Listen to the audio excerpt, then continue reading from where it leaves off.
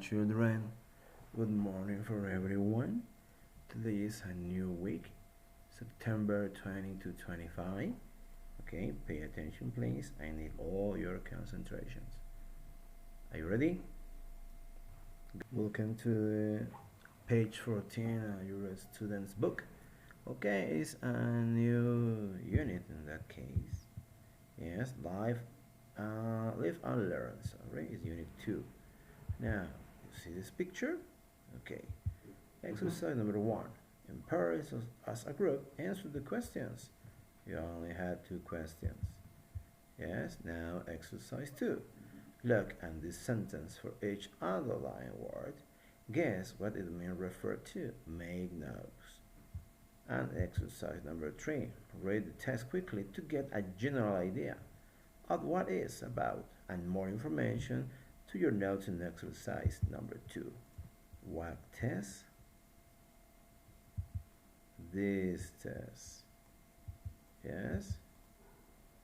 You need to read first. What did you learn out of school? I repeat, read first. When you're finished, please try to answer exercise number 4 and exercise number 5. It's not so complicated. For get you a little help, listen this audio please. Pay attention. Unit 2. Reading. Page 15. What did you learn out of school? We learn things at school, of course, but we also gain a whole load of skills beyond the school gates. What skill or ability did you acquire from friends or family?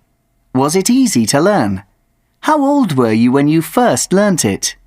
Tell us your stories. Adrian, the 10th of October, 1732. When I was about 14, I went to stay with my older brother, who was at university. He had a set of juggling balls, and he taught me how to juggle. The thing about juggling is that learning how to do it is not enough. You have to practice a lot before you can do it well. It was okay, though. I had the time as my brother had quite a lot of studying to do. While he was studying, I stood in front of the mirror and practiced.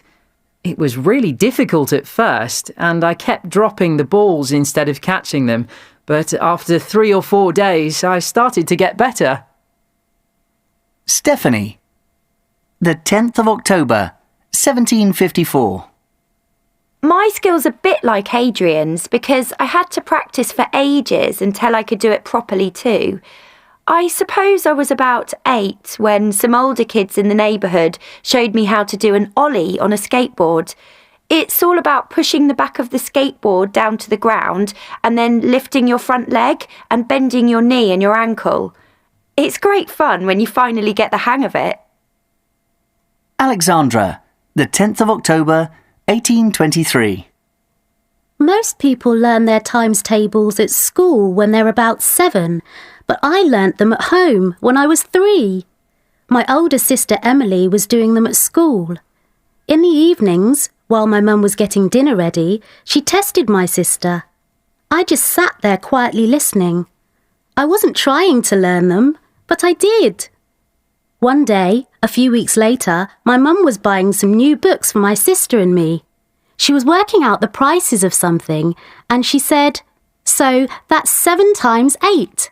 7 eighths are..." Before she could finish her sentence, I shouted out, 56! The shop assistant was totally amazed. Daniel, the 10th of October, 1825. You might think this is a bit boring, but one significant thing I learnt when I was quite young was the importance of writing a thank you letter when someone gives you a present. Our parents always made us write them on our birthdays. Now I'm older, it's great to get a short card or email from one of my young nieces or nephews when I've given them a present. It doesn't have to be long, just a few sentences saying thank you and sharing your news. Ed, the 10th of October, 1828.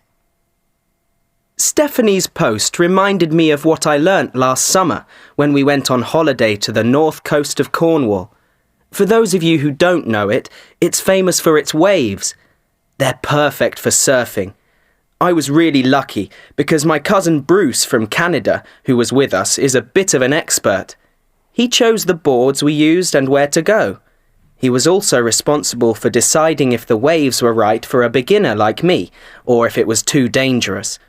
I learnt a huge amount in 2 weeks and can't wait to go surfing again one day. I just wish everything we learn at school was as much fun. Thank you, that's over. Now I need you learn. You read, please, again. The article, please try to understand. And answer the exercise 4 and exercise number 5 in the page 15. Now in the page 16 you need to try to remember past simple and past continuous. Remember an ing, and you had the little square for remember. Read and remember, please. Now with that information, please, I need answer exercise 1. Put the verbs into the correct tense. Past simple or past continuous. Be careful. In some sentences, the verbs can be in the same form. In the exercise 2, complete the test with the past simple or past continuous form on the verbs in the box. These verbs in the box. Tongue twisters. Yes, you can do this. Okay, this class is over. Thank you for your attention. I see you next week. Bye bye.